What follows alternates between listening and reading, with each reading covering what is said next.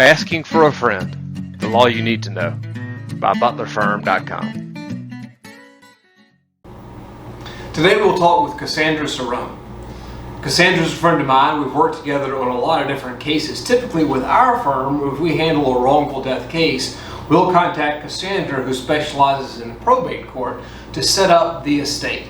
That is, to get all the legal things set up to handle the property of someone who has passed away, including the legal claim that my office is working on. So Cassandra works at Georgia Estate Planning and Probate, and she is the probate side of that. So her partner, Kim Hockmeyer, with whom we've also spoken, typically handles the planning before death, and Cassandra handles what happens afterward, whether there was a will or whether there wasn't. She also does some really good work setting up guardianships and conservatorships for either a minor or someone who lacks the mental capacity to take care of their own stuff. So our practice areas kind of dovetail. She and I are able to work together on some cases, but they're also quite a bit different. She operates in a different court than we typically do. So I look forward to talking with her. I think we'll all learn a lot. I'm Jeff Butler, and I'm here today with Cassandra Ceron. Cassandra has been working with our law firm for a long time on a number of cases. We handle wrongful death cases, and she has set up I don't know how many estates for the decedents of our clients, but that's not all she does. So we're here to learn about some of the rest of it and how she can help folks. Tell us about your practice. So my practice is Georgia Estate Planning and Probate. I am the probate portion of it. So I do kind of anything related to probate. So I do deceased estates, which is much of what we do. I also do conservatorships, guardianships. I can help with petitions to compromise doubtful claim for a minor or an incapacitated adult. Really kind of anything that you would file in the probate court is going to fall under my practice area. Okay. So we talked recently with your law partner, Kim Hockmeyer, and she is like death and taxes, but it's before someone dies, right? Yes. And are you the after someone dies? I am. Aside from the guardianships and conservatorships, I am. So after someone's passed away, the family is going to come to me, and we're going to work through the probate process. Okay. And probate is sort of a word that lawyers use a lot, but no one else seems to. What does it mean? So probate is just one of the courts that we have in our court system. So it's a specific court in every county. Right. It's typically going to be a lot smaller than the state or superior court. Okay. So there's going to be a couple of clerks, one or two judges, and then they handle all of this. So they handle all of the deceased estates. They handle all of the conservatorships, all of the guardianships. So it's just a really specialized court within the court system. Okay. So, I want to go through some sort of scenarios with you where I might be someone who needed your help. But before we get to that, who's like a typical client for you? So we really deal with two types of clients. So the first is going to be the family member of someone who's passed away. So they call us up and say, hey, my mom, dad, sister, aunt, uncle, grandparents have passed away, and we don't know what to do. So what do we do next? And we'll walk them through the entire process. That was going to be my first scenario. Yep. So let's go ahead and do it. Okay. Let's say I just called you and I'm like, my dad just passed away, and I can't even spell probate. Can you help me? Yes, absolutely. What are you going to tell me? So we're going to set up a meeting, and we're going to sit together and we're going to talk about what your dad's assets were, whether there was real property, whether it was bank accounts, retirement accounts, life insurance, and we're going to help with all of that. So we don't just help with the probate process, with filing the documents, getting someone appointed. We're also going to help with retitling bank accounts, with filing claims for life insurance, filing claims for retirement accounts. We're going to help retitle the house. If the house was joint with rights of survivorship with mom, we're going to get that retitled into just mom's name, so that whenever the property tax bill comes next year, it says just her name on it, and it's not a reminder there for her again. Yeah. And then we're going to walk you through the probate process, through getting the petition together, the paperwork, filing it with the court. We're going to tell you all the things that you need to do in order to settle dad's estate. Can you only help me if my dad had a will? No. Okay. So it's better. Makes life easier. As Kim told you, Right. it does make things a lot easier. But no, we can help even if Dad didn't have a will. It's a different process, and it's a little bit more difficult, but we can absolutely walk you through that and get to where we need to be at the end of the day. You mentioned life insurance, and I don't think I had ever thought about that in the world of things that you do, and I probably should have. It strikes me, I mean, some folks may not even know whether life insurance exists, or I don't know, how can you help with something like that? So we can help. Searching for whether there are policies is a little bit more difficult, but there is a process to go about doing that. But more importantly, we can help with the beneficiary forms. So when someone passes away and they had a retirement plan or they have life insurance, you call the administrator and you say, hey, this person's passed away, and they're going to send you an envelope with a stack of papers in it. And for most people, that's really overwhelming and it's confusing, and they don't know, you know, what selections they need to make as far as how the distributions need to be made, whether it should go into an account with the life insurance company or whether they want a check made out to them. So we can really sit down with them and work through all of that. Yeah.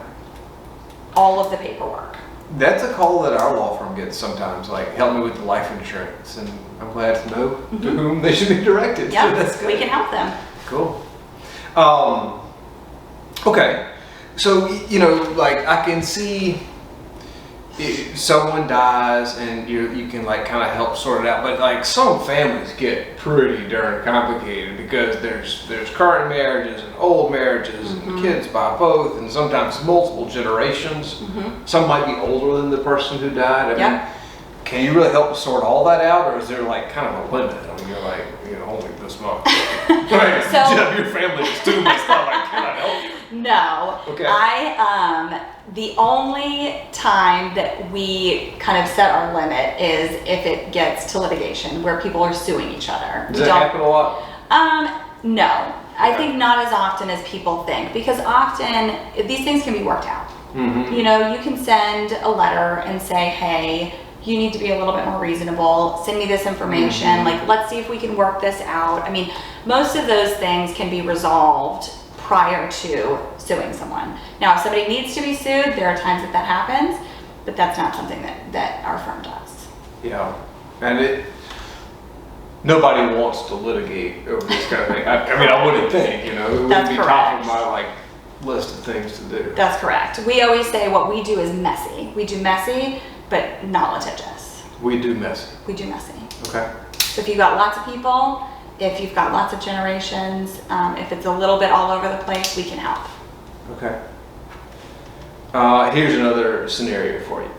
Let's say someone died, but it was a minute ago, you know, and things have been cooking along, and the court has appointed someone to be in charge of this. I think they might be called an administrator or an executrix or some crazy legal term that you lawyer people have come up with, but they ain't doing the job, and I'm worried that they're cutting me out of the will or out of the assets when they shouldn't, and I need some help making them do right. Yeah. So we can absolutely help with that. I know what the administrator's job is, and I know what their obligations are, and I know. What are they? So they have an obligation to the beneficiaries of the estate, whoever that is.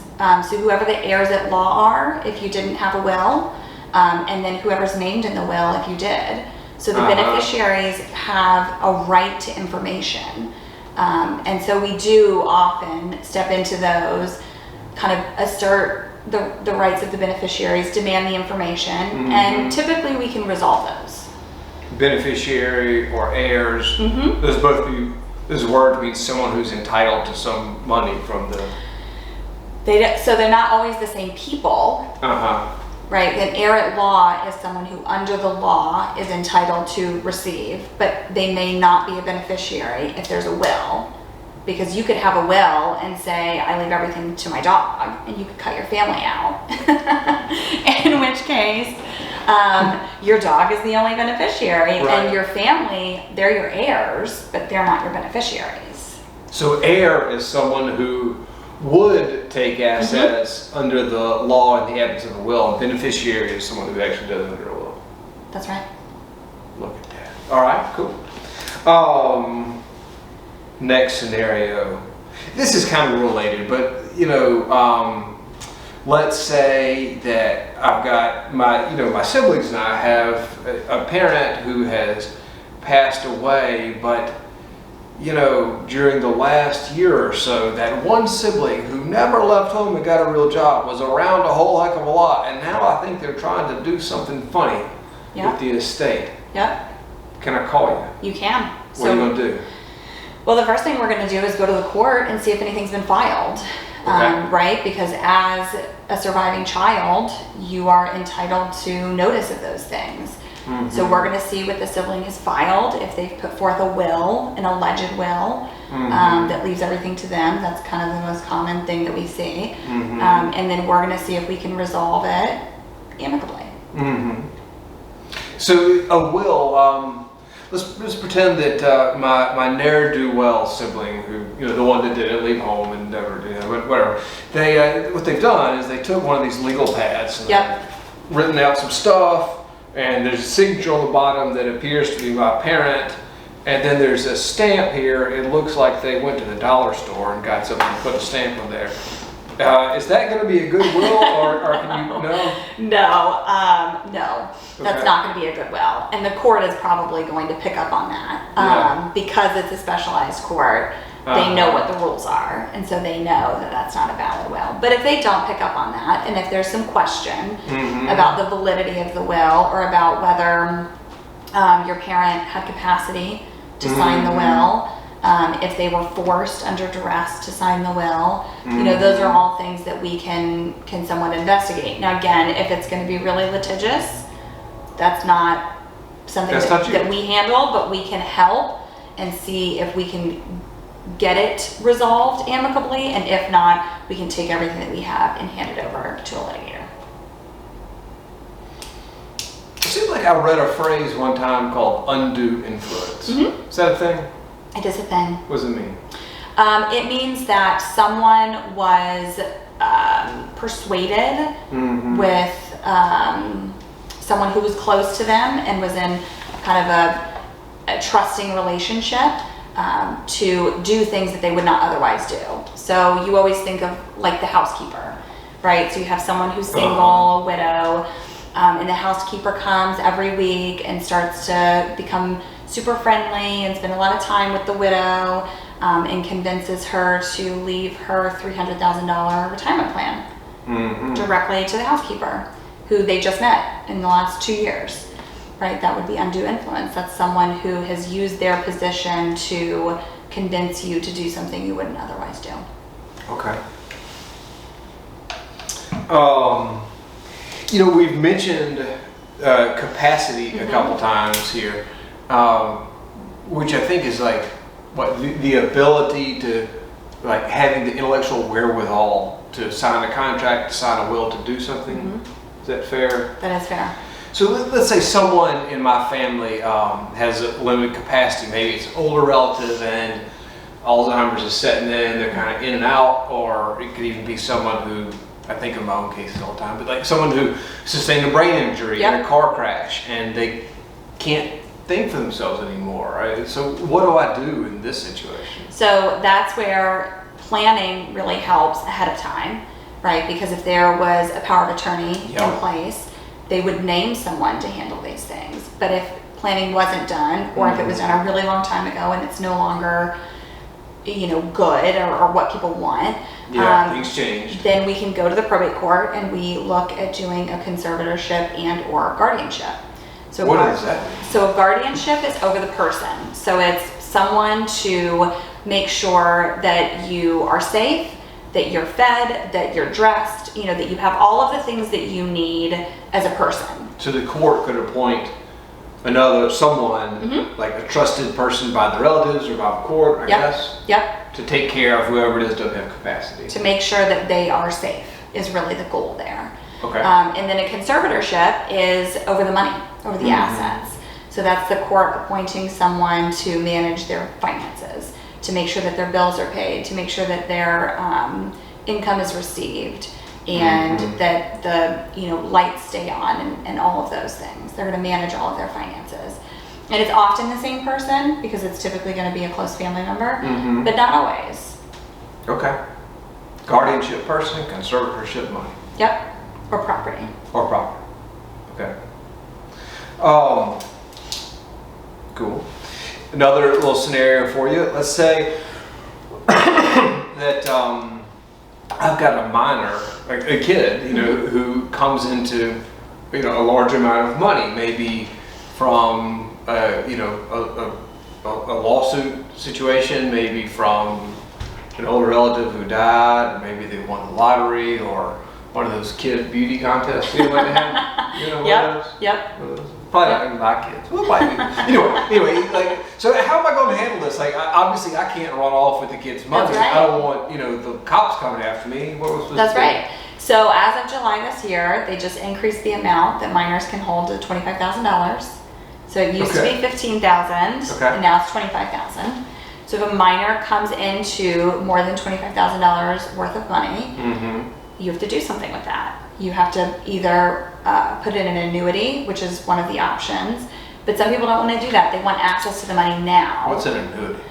An annuity is a structured settlement that is essentially an insurance plan that pays out after the minor turns 18. So it's usually going to pay out over 3 or 4 years. So that's typically from a personal injury settlement, something like that. They put the money into this annuity, it generates income, and then it's larger when they turn 18, and they have kind of a college fund or something to start their life with as they become an adult. Okay. But that wasn't the only option. That's not the only option. I interrupted you. That's okay. So the alternative is a conservatorship. Again, similar to the conservatorship for an incapacitated adult, but it's going to be for a minor. So you're going to go to the court and ask to be appointed as conservator.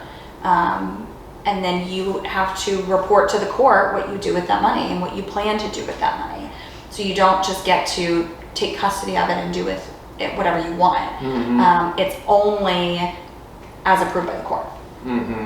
So it's not for me to go on ski vacations? Definitely not. Okay. Definitely not. It's for the care of the child and for reasons that the court deems appropriate. Okay. And then, you worked with me and some other PI personal injury lawyers that are friends of mine on setting up the estate for wrongful death claims. So tell us a little bit about that process. So it's really similar to any other estate, right? I'm going to find the heirs at law. Typically, there's not going to be a will. So I'm just finding the family member that everybody can agree to. And then I can work directly with the attorney in charge or with the family to get everything set up. And then once I get it set up, I hand over letters, and then you can settle your case as needed. And I'm just available if needed. You've created an estate that has authority to enter into a settlement agreement so we can do our thing. Yeah. So just a couple more topics I want to ask you about. And the first is, Kim, your partner, told me that if I die without a will, the state of Georgia is going to decide what happens with the money. That's right. And I don't know what the heck they want to do, but I assume it is written down somewhere. It is written down somewhere, yes. What does it say? So it says if you have only a spouse and no children, it goes all your spouse, which is great. But if you have a spouse and children, then it's going to go equally to your spouse and children, but your spouse receives at least a third. So if you have 2 kids, it's a third, a third, a third. Most people don't want that. Most people want it to go to their spouse, who is the parent of their children, and let them take care of the kids with that money. The alternative is if you've got minor children, then you're creating more work where you've got to do a conservatorship in addition to the estate, because now your minor children have come into money. Yes. Okay, that makes sense. So it makes it more complicated. And then as we get further out, what if there's no spouse? I mean, Yeah, so if there's no spouse, then it's just going to go equally to your children. If there's no children, then it's going to go to your parents. No children, no spouse, then it goes to your parents. No parents, it goes to your siblings. No siblings, it goes to your grandparents. And then at some point you start counting degrees of kinship. So I have had estates where we were dealing with second cousins. Okay. This has got to be pretty rare though. Not as rare as you would Really? think it would be. Okay. We've had several. Okay. We have had several where we've had to find second cousins and get them to sign. Fair enough. Okay, so last thing I wanted to ask you about, I've heard this term that I think is in your world, I don't really get, something about a year's support. Yes. So years support is one of the most powerful tools that we have in the probate court. Okay. So a minor child and a surviving spouse are entitled to a year's support. And that's defined as kind of whatever their, how they lived prior to your death. So the amount of money that's required to sustain them for 1 year. But the interesting thing is when you file for this year's support, you can ask for whatever you want. And as long as no one files an objection, you will get it. So you could go to the court and say, I want absolutely everything, and it's $10 million. And if no one files an objection, you get $10 million. And you get $10 million to the exclusion of the beneficiaries, to the exclusion of the creditors. You can take an entire estate and set it aside for your support if no one objects. So let me get this straight. My relative had $100,000 when they passed away.